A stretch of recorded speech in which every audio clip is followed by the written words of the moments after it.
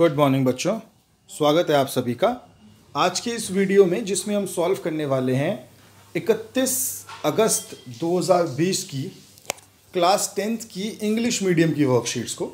तो आपकी आज की पहली वर्कशीट साइंस की है और टॉपिक लाइफ प्रोसेसेस है। पिछली कुछ क्लासों से हम लाइफ प्रोसेसेस की कुछ वर्कशीट्स को ऑलरेडी सॉल्व कर चुके हैं। हम देख चुके हैं कि डाइजेशन किस तरीके से होता है, फिर हमने समझा था कि डाइजेशन के बाद रेस्पिरेशन किस तरीके से होता है। हमने एरोबिक और एनारोबिक रेस्पिरेशन के बारे में पढ़ा था। आज उसी के साथ थोड़ा आगे बढ़ते हैं, तो देखते हैं। Aerobic respiration pathway depends on oxygen. Aerobic organisms need to ensure that there is sufficient intake of oxygen. All green plants breathe through the process of cellular respiration. तो वो क्या कह रहे हैं? वो कहते हैं कि जो रेस्पिरेशन होती है उसमें पेड़ पौधों में रेस्पिरेशन किस तरीके से होती है। पेड़ पौधों में बेटा रेस्पिरेशन अलग अलग पार्ट्स के थ्रू होती है। वैसे तो मेनली पेड़ पौधों की रेस्पिरेशन जो होती है मेनली होती है उनके पत्तों से, उनके स्टोमेटा से, बट उसके अलावा भी अलग अलग पार्ट अलग अलग तरीके से रेस्पिरेशन करती हैं। तो रेस्पिरेशन इन प्लांट्स पढ़ते हैं। Diffusion is the method by which exchange of gases, carbon dioxide and oxygen takes place through stomata, and the large intercellular spaces ensure that all the cells are in direct contact with air. Stomata in leaf and lenticels in hard and woody stem are the respiratory organs. तो ध्यान दीजिए कि stomata जो होता है वो respiratory organs होता है पत्तों में, और लेंटिसल्स जो होते हैं वो स्टेम में होते हैं। अब ज़्यादातर पेड़ पौधों में जो स्टेम्स होती हैं वो भी रेस्पिरेशन करती हैं। जैसे अगर आपने देखा होगा डेजर्ट में कैक्टस होता है, कैक्टस की जो स्टेम होती है वो बिल्कुल ग्रीन होती है और वो ग्रीन स्टेम ही उस पूरे कैक्टस को संभालती है। फिर बात करते हैं रेस्पिरेशन इन प्लांट्स होता कैसे है। तो उसके स्टेप्स, उससे पहले डायग्राम आपको आपकी स्क्रीन पे दिख रहा है। ये डायग्राम है क्लोज्ड स्टोमेटा का और ये डायग्राम है ओपन स्टोमेटा का। तो स्टोमेटा की बेटा नेचुरल शेप जो होती है वो ऐसी होती है। अब ये शेप कब आती है? जब इसके अंदर पानी भर जाता है। जब तक पानी नहीं भरेगा तो ये बिल्कुल सिकुड़ी सी और खराब सी शेप ऐसे हो जाती है। तो अगर पौधे के पास पानी की कमी है तो पौधा अपने सारे स्टोमेटा को इस तरीके से बंद कर देता है। फिर धीरे धीरे जड़ों से पानी ऊपर आता है और जड़ों से पानी धीरे धीरे जब ऊपर आता है तो ऊपर जब इन स्टोमेटा में पानी भरता है तो स्टोमेटा फूल जाते हैं और फूलते ही स्टोमेटा के बीच की एक ओपनिंग दिखना शुरू हो जाती है। उस ओपनिंग से जो एक्स्ट्रा पानी होता है वो बाहर निकलना शुरू हो जाता है। तो ये स्टोमेटा ये भी कंट्रोल करते हैं कि पेड़ पौधों के अंदर जो पानी जाएगा वो कितना जाएगा। ज़्यादा होगा तो बाहर निकल जाएगा। All parts of plant respire but the main respiratory organs of plant is leaf. Gases like oxygen and carbon dioxide enter leaf through stomata. During daytime, photosynthesis and respiration takes place simultaneously. However, photosynthesis is a more vigorous of the two processes. During daytime, photosynthesis takes place in leaf. Carbon dioxide from the atmosphere is taken in and the oxygen diffuses out of the leaf through stomata. इसका क्या मतलब है कि plant के सारे हिस्से सांस लेते हैं, लेकिन मेन जो पार्ट है वो पत्ता है। जो पत्ते के अंदर स्टोमेटा होती है उसमें से ऑक्सीजन अंदर जाती है, कार्बन डाइऑक्साइड बाहर निकलती है। कब? जब पौधा सांस लेता है। लेकिन जब पौधा फोटोसिंथेसिस करता है तो फोटोसिंथेसिस करते टाइम पौधे अंदर लेते हैं कार्बन डाइऑक्साइड और बाहर छोड़ते हैं ऑक्सीजन। तो ये दोनों चीज़ें एक साथ होती हैं। अब आप सोचेंगे कि दोनों चीज़ें एक साइड है, तो सोच के देखिए, एक हमारा पौधा पेड़ है या पौधा है, तो ये पौधा दिन के समय बाहर छोड़ता है कार्बन डाइऑक्साइड क्योंकि ये सांस ले रहा है, और साथ ही साथ ये दिन के समय बाहर छोड़ता है ऑक्सीजन क्योंकि ये फोटोसिंथेसिस करता है। तो आप कंफ्यूज हो गए कि ये ऑक्सीजन कार्बन डाइऑक्साइड भी छोड़ता है, ये ऑक्सीजन भी छोड़ता है, ऐसा कैसे हो सकता है? तो बेटा होता है, ये जो ऑक्सीजन छोड़ता है वो बहुत ज़्यादा होती है, बहुत ज़्यादा, जबकि कार्बन डाइऑक्साइड छोड़ता है बहुत कम होती है, थोड़ी सी कार्बन डाइऑक्साइड होती है। अब इसको भी ये बैलेंस कैसे करता है कि दिन के समय जब ये अंदर लेता है तो कार्बन डाइऑक्साइड छोड़ने के लिए ये ऑक्सीजन अंदर लेता है, थोड़ी सी ऑक्सीजन लेता है और थोड़ी सी कार्बन डाइऑक्साइड छोड़ देता है। लेकिन दिन के समय ये कार्बन डाइऑक्साइड भी लेता है और ये जो कार्बन डाइऑक्साइड लेता है ये बहुत ज़्यादा होती है। तो अगर हम सिंपल शब्दों में समझें, इक्वल करके समझें, तो पौधा दिन के समय बहुत सारी कार्बन डाइऑक्साइड लेता है और बहुत थोड़ी सी ऑक्सीजन लेता है। तो अगर सिंपल शब्दों में समझें तो सिंपल ये है कि पौधा दिन के समय करता क्या है कि बहुत सारी कार्बन डाइऑक्साइड अंदर लेता है, बहुत सारी ऑक्सीजन बाहर छोड़ता है। तो एक तरीके से ये जो ऑक्सीजन लेने वाला जो प्रोसेस होता है, जो ऑक्सीजन छोड़ने, कार्बन डाइऑक्साइड छोड़ने वाला प्रोसीजर होता है, ये कैंसिल हो जाता है। भाई अगर जाहिर सी बात है उसने 1000 लीटर कार्बन डाइऑक्साइड ले ली और 1000 लीटर ऑक्सीजन छोड़ दी, तो उस 1000 लीटर के मुकाबले वो जो थोड़ी सी 100 ग्राम 200 ग्राम उसने कार्बन डाइऑक्साइड भी ली होगी, उससे कोई फर्क नहीं पड़ता। आगे बढ़ते हैं। तो आगे है टेरेस्ट्रियल ऑर्गेनिजम्स, मतलब जो हवा में रहने वाले ऑर्गेनिज्म है उनमें क्या होता है। Terrestrial organisms breathe by using atmospheric oxygen, whereas aquatic organisms take oxygen dissolved in water. Oxygen level is high in atmosphere when it is compared to oxygen in water. Hence, terrestrial organisms need not breathe fast to obtain oxygen, whereas aquatic organisms need to breathe faster to get required oxygen. ये उन पौधों की बात कर रहा है, पेड़, उन जानवरों की बात कर रहा है जो हवा में रहते हैं, ज़मीन पे रहते हैं और जो पानी में रहते हैं। तो जो हम ज़मीन पे या हवा में रहते हैं, हमको ऑक्सीजन की कोई कमी नहीं है। भाई 28% ऑक्सीजन है हमारे आसपास, तो 28% ऑक्सीजन में कोई कमी है ही नहीं। हम जब सांस लेंगे तो ऑक्सीजन, अच्छी खासी ऑक्सीजन अंदर चली जाती है। ये बात कर रहा है मछलियों की। मछलियाँ पानी में सांस लेती हैं और पानी में जो ऑक्सीजन होती है मेरे बच्चों, वो होती है बहुत कम, 3% ऑक्सीजन होती है बस। तो 3% ऑक्सीजन को 3 से 0.3 तक होता है। 3% ऑक्सीजन के अंदर से उनको अपनी सारी ऑक्सीजन खींचनी होती है। तो इस खींचने की प्रक्रिया के लिए वो क्या करती हैं कि वो ज़्यादा सांस लेती हैं। मैं आपको एग्जांपल देता हूँ। आपके स्कूल में पूड़ी सब्जी आता है, जैसे मेरे स्कूल में तो पूड़ी सब्जी सैटरडे को आता है। अब आपके स्कूल में भी जब पूड़ी सब्जी आती है तो बहुत सारे बच्चे पूड़ी सब्जी लेते हैं अपने लंच बॉक्स में। अब वो पूड़ी सब्जी जब उसको लेते हैं, अब सपोज कीजिए कि आप 3 दोस्त हैं और 6 पूड़ी आप लेके आ गए, अब खाना खाने के लिए बैठे, तो जो ज़्यादा जल्दी खाएगा वो ज़्यादा पूड़ी खा पाएगा। अगर आपने बांट दिए पहले 2-2 तो फिर तो ऐसा नहीं होना, लेकिन अगर आप जल्दी खाएंगे तो आप ज़्यादा पूड़ी खा पाएंगे। अब आपने ज़्यादा पूड़ी अगर खाई तो आपका फ़ायदा है। समझे ना फ़ायदा किस तरीके से है। ज़्यादा पूड़ी खाएंगे तो आपका एक तरीके से फ़ायदा है कि आपने खा लिया ज़्यादा, आपने ज़्यादा पूड़ी खा ली, जल्दी खा ली। मछली को वही करना पड़ता है। मछली को, क्योंकि वहाँ तो पूड़ी बहुत ही कम है, मतलब वहाँ तो जो हवा है वो बहुत ही कम है ऑक्सीजन, तो उसको नॉर्मल ऑक्सीजन के लिए भी बहुत ज़्यादा सांस लेनी पड़ती है। समझ रहे हैं, बहुत ज़्यादा सांस लेनी पड़ती है, तब जाके उसको जो ऑक्सीजन होती है उसके शरीर में वो जाती है, और जो एक नियत मात्रा है, एक निश्चित मात्रा में ऑक्सीजन उसके शरीर में जा पाती है। अगला टॉपिक है हमारा रेस्पिरेशन इन फिश, कि फिशेस में रेस्पिरेशन किस तरीके से होता है। तो मैं आपको बताता हूँ फिशेस में रेस्पिरेशन किस तरीके से होता है। फिश में रेस्पिरेशन होता है, the respiratory organ in fish is gills. The gills are connected with blood vessels for exchange of gases. These gills help the aquatic species to utilize oxygen dissolved in the water. तो ये gills जो होते हैं, जिनको हम गिलफड़े कहते हैं, ये गिल्स ही मदद करते हैं मछलियों की सांस लेने में। The gills continuously keep on moving and takes the water through its mouth and force it through the gills. मुंह से पानी अंदर गया और गिल से बाहर निकल जाता है। ये बिल्कुल पिचकारी की तरह होता है। आप पीछे से खींचते हैं तो पिचकारी में सारा पानी ऊपर चढ़ जाता है, तो बिल्कुल उसी तरीके से होता है। As water passes through the thin walls of gills, the dissolved oxygen moves into blood vessel and travels through the different cells and tissues of the body of the fish. तो जो पानी होता है वो धीरे धीरे, पानी जो होता है वो उनके गिल्स से जैसे बाहर निकलता है, तो गिल्स के अंदर एक फिल्टर लगा होता है जो सारी ऑक्सीजन को खींच लेता है, और सारी ऑक्सीजन को खींच के जो बचा हुआ पानी होता है जिसमें ऑक्सीजन निकल चुकी होती है उसे बाहर छोड़ देता है। The carbon dioxide produced during respiration is brought back by the blood into the gills for expelling it into the surrounding water. और इन्हीं गिल्स से कार्बन डाइऑक्साइड भी आसपास के सराउंडिंग्स में छोड़ा जाता है। तो वो जो मछली आपने देखी होगी कि मछली के मुंह से हल्के से गिल्स से बुलबुले निकलते हैं, पता नहीं आपने कभी देखा है कि नहीं देखा, बट वो बुलबुले कार्बन डाइऑक्साइड के होते हैं। अब रेस्पिरेटरी सरफेस के 5 पॉइंट लिखे हैं, कैसी होनी चाहिए रेस्पिरेटरी सरफेस। तो इट मस्ट बी थिन, पतली होनी चाहिए। It must be permeable to respiratory gases, gases निकलनी चाहिए।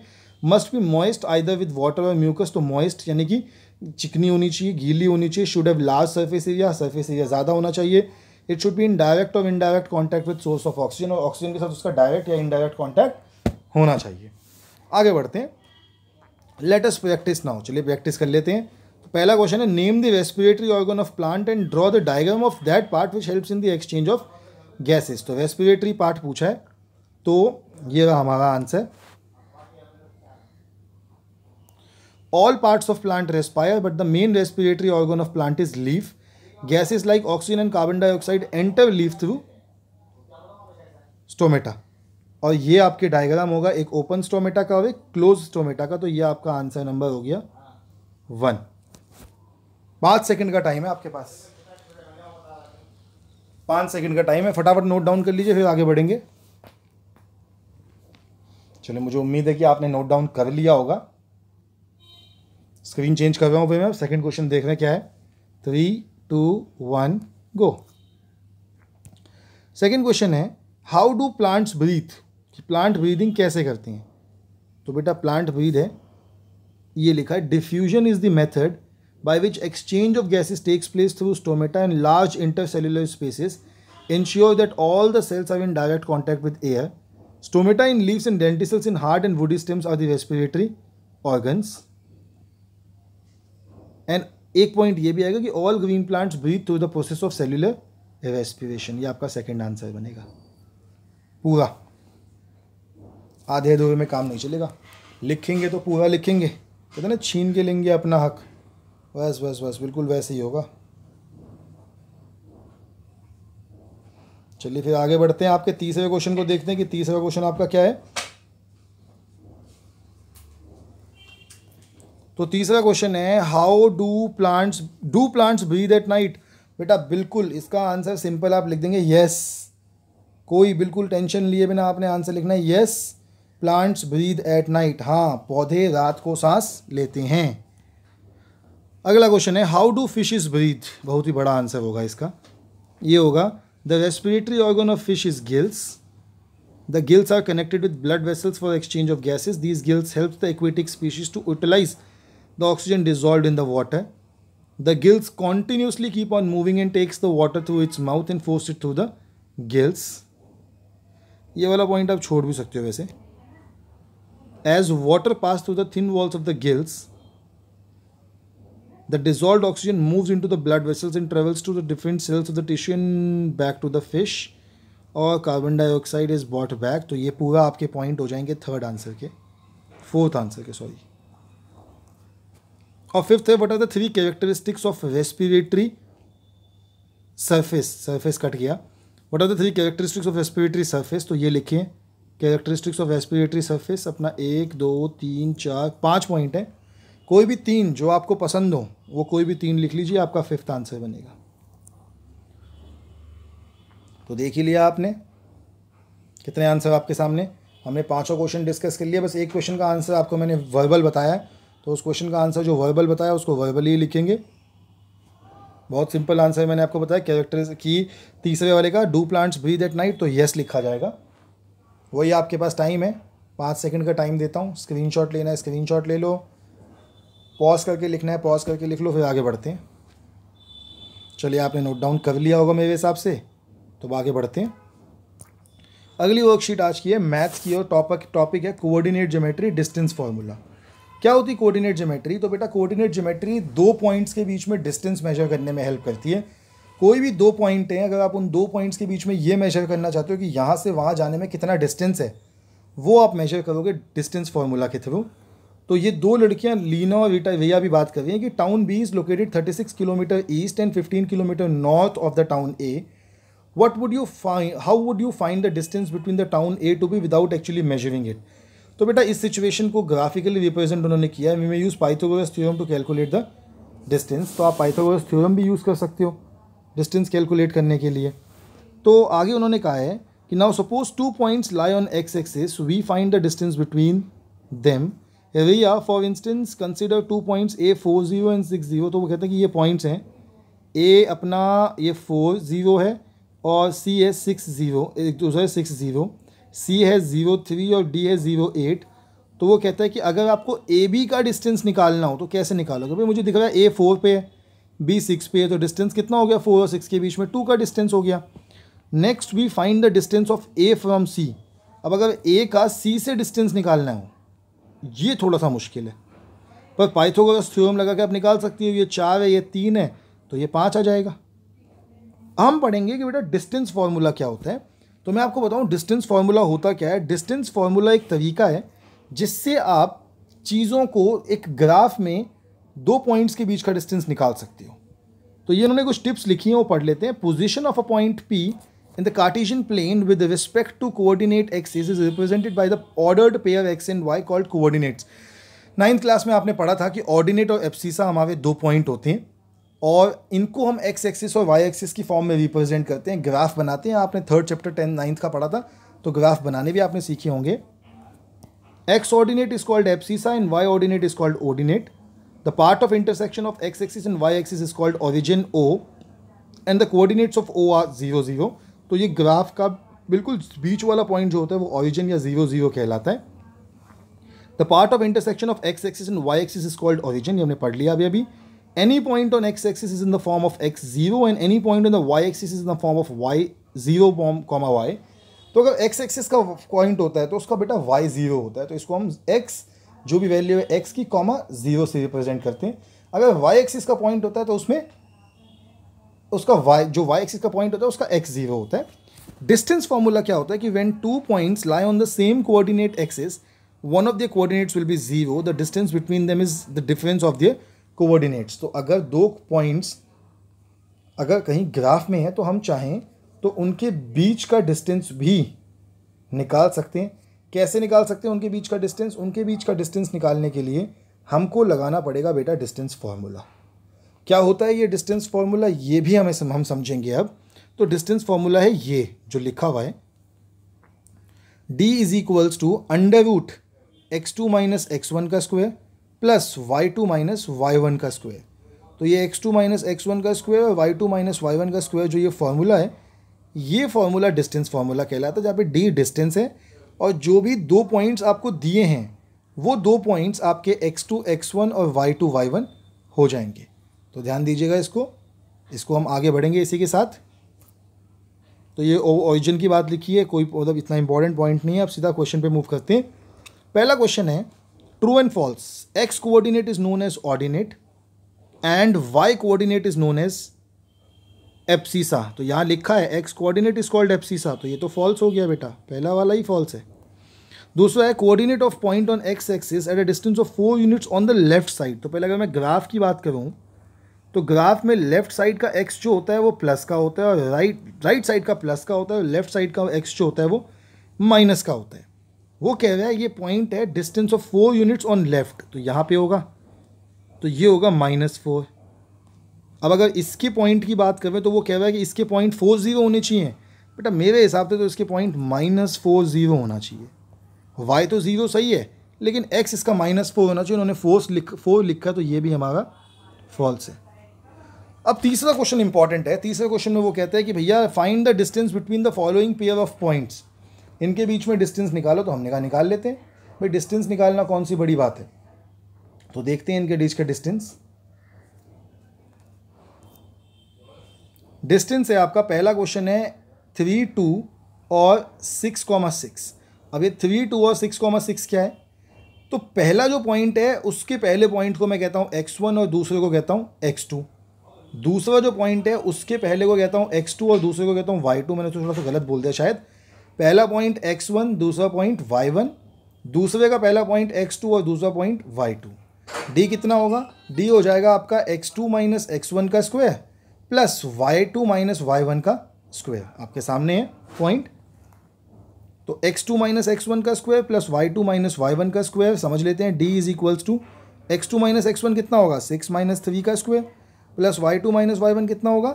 y2 कितना है? 6 माइनस y1 2, 6 माइनस 2 का स्क्वायर, 6 माइनस 3 का स्क्वायर यानी 3 का स्क्वायर, वो होता है 9। 6 माइनस 2 यानी कि 4 का स्क्वायर कितना होगा? 16। 9 प्लस 16 और अंडर रूट नहीं भूलना आपने। तो 9 प्लस 16 अंडर रूट कितना हो गया? अंडर रूट 25 जो कि होता है 5। ऐसे ही सेकंड था 0 0 और 6 1। अब 0 0 और 6 1 को कैसे सॉल्व किया आपने? 0 0 और 6 1 को सॉल्व करने के लिए जो तरीका हमने यूज़ किया वो वही था। 0 0 हो गए मेरे x1 y1 और 6 1 हो गए मेरे x2 y2। फॉर्मूला लगाया under root x2 minus x1 का square plus y2 minus y1 का स्क्वायर। तो d हो गया 6,0 d is equals to under root Y x2 कितना है बेटा, x2 है 6 आ गया, माइनस x1 कितना है 0, तो 6 माइनस 0 का स्क्वायर प्लस y2 यानी कि 1 और y1 यानी कि 0, तो 1 माइनस 0 का स्क्वायर, तो d हो गया अंडर रूट 6 का स्क्वायर प्लस 1 का स्क्वायर, तो d की वैल्यू आ गई 36 प्लस 1, 6 का स्क्वायर 36, 1 का स्क्वायर 1, d आ गया अंडर रूट 37। तीसरा है माइनस 6 0 और 4 0, तो माइनस 6 0 हो गया x1 y1 और 4 0 हो गया मेरा x2 y2, तो ये हो जाएगा मेरा x2 माइनस x1 का स्क्वायर यानी x माइनस, अब मैंने बेटा माइनस 6 लिखा था इसलिए एक ब्रैकेट और लगा दिया ताकि कन्फ्यूजन ना हो, बाद में यही माइनस माइनस हो जाएगा प्लस, और यहाँ तो दोनों ही 0 आ गए y में, तो सब कुछ 0 हो जाएगा, तो ये होगा 4 प्लस 6 का स्क्वायर यानी 10 का स्क्वायर, ये जो ऊपर स्क्वायर है इस स्क्वायर से ये अंडर रूट कैंसिल हो गया, आंसर आ गया 10 यूनिट्स। बेटे यूनिट्स लिखना मत भूलिएगा, यूनिट्स का मतलब है कि आपने यूनिट लिख दिया कि उसका यूनिट क्या है। आगे है p की वैल्यू है 2 माइनस 3। अब अगला क्वेश्चन समझ लेते हैं, उसने बोला find the value of y for which the distance between the points p and q is 10 units. तो p और q का जो डिस्टेंस है वो 10 यूनिट्स दे रखा है, आपको p और q की वैल्यू दी है, निकालना क्या है फिर, q में देखो, q में y की वैल्यू नहीं दे रखी, ये y की वैल्यू आपको निकालनी है, तो हमने कहा जी p हमें पता है, q हमें पता है, d हमें पता है, p के पॉइंट्स को मान लिया x1 y1 और q के पॉइंट्स को मान लिया x2 y2, d का फॉर्मूला लगा दिया, तो d आ गया 10 is equals to x2 minus x1 यानी 10 माइनस 2 का square plus y2 minus y1 यानी y माइनस 3, तो प्लस 3 का स्क्वायर, ये हो गया जी 10 माइनस 2 यानी 8 का स्क्वायर प्लस y प्लस 3 का स्क्वायर कितना होगा, y square plus 3 square plus 2y3, formula लग गया ना ये y प्लस 3 के होल स्क्वायर का, a की 2 प्लस b की 2 प्लस 2ab, सॉल्व किया तो 10, अब ये अंडर रूट जो था वो यहाँ जाके स्क्वायर हो गया 10 का स्क्वायर इज इक्वल्स टू 8 का स्क्वायर 64 प्लस y का स्क्वायर y स्क्वायर 3 का स्क्वायर 9 और ये हो गया 6y। आगे ये 64 और 9 को ऐड किया तो आ गया 73, ये 10 का स्क्वायर 100 यहाँ प्लस हो रहा था, यहाँ गया तो माइनस हो गया, इक्वेशन बन गई y square plus 6y minus 27, y square plus 9y minus 3y minus 27, 6y को लिख दिया प्लस 9y माइनस 3y, पहले दोनों में क्या कॉमन आया y, अंदर बचा y प्लस 9, बाकी दोनों में क्या कॉमन आया माइनस 3, अंदर बचा y प्लस 9, तो एक वैल्यू हो गई आपकी y is equals to minus 9 और एक हो गई आपकी y इज इक्वल्स टू 3। ठीक है, ये जो नॉट पॉसिबल लिखा ये गलत लिखा, पता नहीं क्यों लिख दिया, आपके दो आंसर हो गए, y की वैल्यू माइनस 9 और y की वैल्यू 3। कर लीजिए इसको नोट डाउन, फिर अगली वर्कशीट पे बढ़ेंगे। आज की अगली वर्कशीट जो शायद हिंदी की होगी,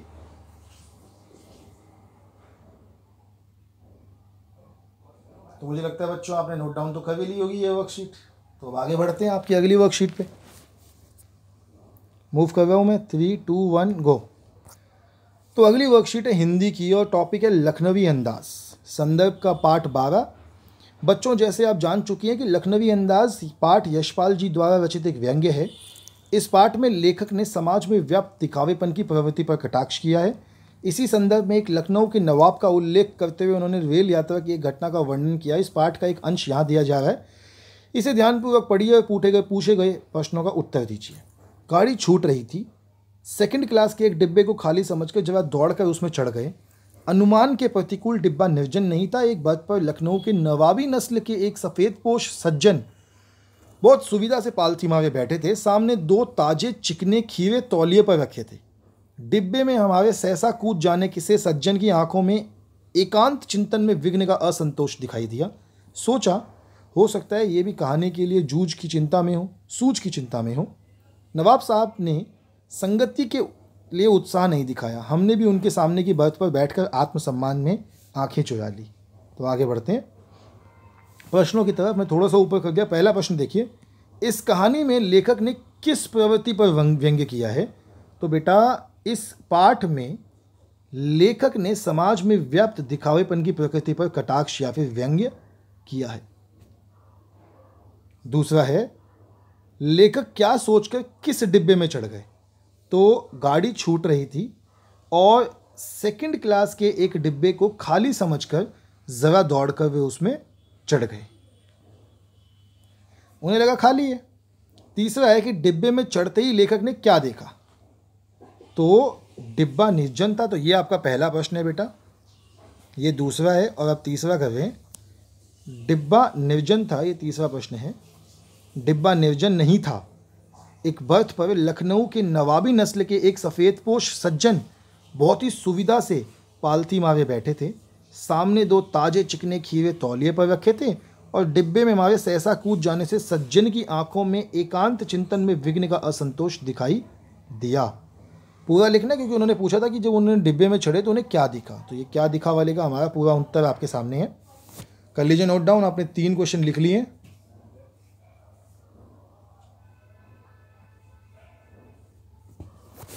चलिए आगे बढ़ते हैं। मुझे लगता है आपने नोट डाउन कर लिया ये तो। फिर भी टाइम दे रहा हूँ, 3, 2, 1 चल पड़े हम आगे।